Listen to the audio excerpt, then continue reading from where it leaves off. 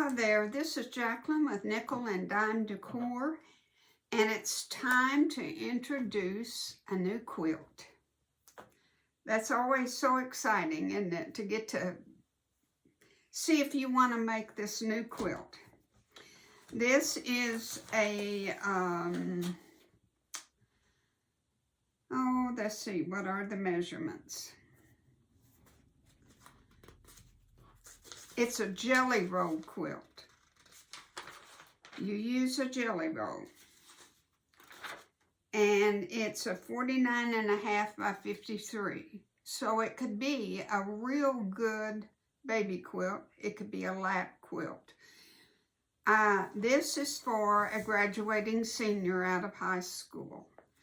And she, her mother requested for her turquoise and hot pink. That's her favorite colors. So out of my stash, I had very little of either one. So I had to go buy a jelly roll pack. And my, oh my, are they expensive. But it is going to be beautiful. It will be. Now this is called Raising the Bar.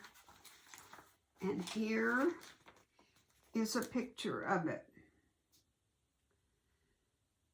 A little extra special with the gross grain ribbon and rickrack and the little X's and buttons. Now, of course, those aren't going to be my colors, but mine's going to be really pretty. This is out of Quilts and More publication, and I have no idea if it's still in existence or not. It's from Better Homes and Gardens, I think. Yes, it is. allpeoplequilt.com is probably where you'll find it. If it's still available, it was the spring 2014. So, if later on, when we start cutting and everything, and when I tell you what all you will need, I will put like I always do, put a picture of the pattern with what you need for fabric and your cutting instructions. You know, it's so simple that you only need one little page of instructions. Any beginner can do this quilt, I guarantee you. Okay, let me put the, let me just run through it real fast. You're going to need a pack of fat quarters. Jelly rolls. This is mine. It has a lot of pinks. It's got oranges. And really it doesn't have a whole lot of turquoise. So I have in my stash, and what you're going to do with these jelly roll strips is you're going to cut them into 2.5 by 7 1/4 rectangles. So I had some turquoise. And I don't know, now that I've got all that pink, I probably won't use this pink. But I'm definitely going to use the 3 turquoise to bring some of that out. Now, this border, this light green border, mine is going to be, let's just put the camera down so you can see it all in one piece, okay?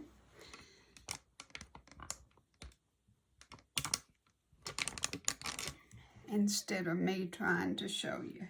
All right.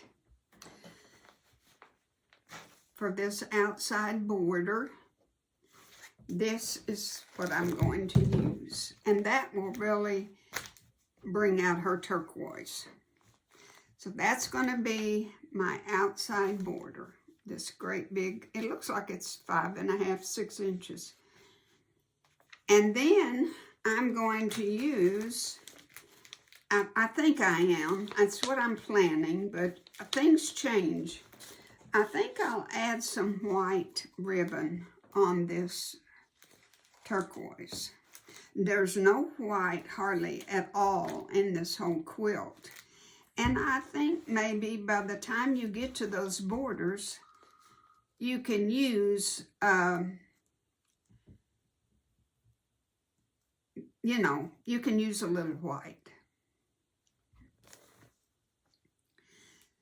That's all subject to change. For this, that's the ribbon behind the rickrack. Now this rickrack is supposed to be 1 inch, and this, I couldn't even find 1 inch. This is 3/4.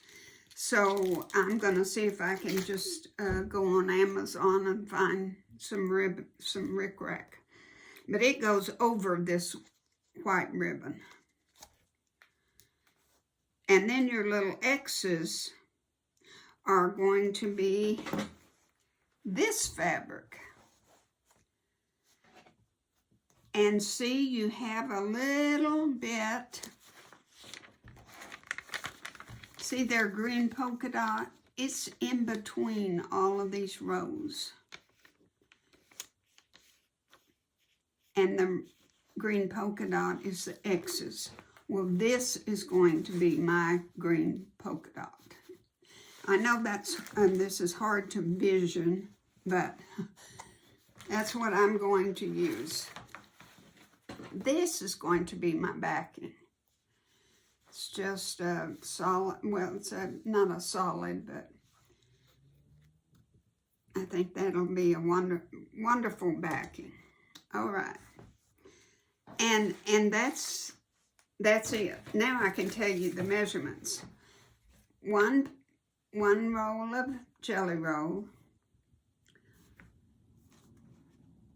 1 1/4 of the green dot, which is this for me. 1 yard for the outer, for this green that's going to be this. You need 1 yard. 3 1/4 for your backing.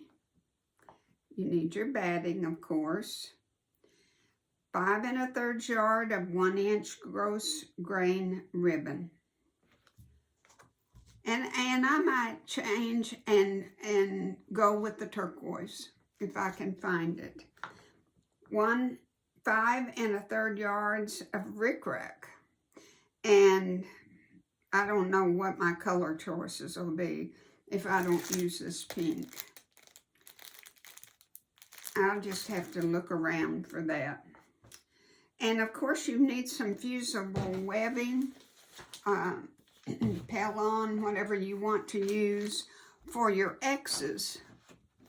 You back those with your fusible webbing and then press them on your quilt. And it looks like she has hand sewn them on. If you put it on before you sandwich and quilt, you can do it on the machine. And the button is just, look, it's just the thread is brought up and tied in a knot. So you'll just have a small piece of thread on the back. So that's all. When I get into it, I'll know what I'm going to do. It would look so cute if you had a buttonhole stitch around all these, but that looks to me like it's just hand stitched on. And that's okay. We'll have to decide. But it is going to be a doozy, and I think in my colors, it is going to be beautiful. I hope you think so too, and like I always say, I hope you're going to make it. Stay tuned for next week, and we will